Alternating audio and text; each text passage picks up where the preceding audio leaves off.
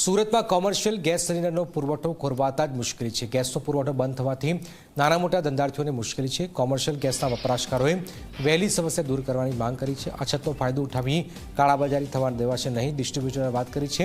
આ ઉપરાંત સમસ્યાને ઝડપી ઉકેલ આવે તે રાહ જોવાઈ રહી છે। ગેસની ખેતને પગલે હોટલ રેસ્ટોરન્ટ ઉદ્યોગને પણ માઠી અસર હવે પડવાની શરૂઆત થઈ ગઈ છે। અત્યારે પેપરમાં, બજારમાં, ટીવીમાં એવા સમાચાર આવે છે કે જાણે બ્લેકમાં બધા સિલિન્ડર વેચાઈ રહ્યા છે। એ વાત બિલકુલ હળાહળ ખોટી છે। મારા તરફથી અમારી એઆર કોન્ટ્રાક્ટર તરફથી તથા સુરતના જેટલા બી અને ગુજરાતના જેટલા બી ભારત ગેસના ડિસ્ટ્રીબ્યુટર છે એમાં કોઈ બી ડિસ્ટ્રીબ્યુટર જે કંપનીનો જે ભાવ છે 920 રૂપિયા, એના ઉપર એક પણ રૂપિયો લેશે નહીં અને કોઈ પણ કાળા બજાર કરશે નહીં, એની હું ગેરંટી આપું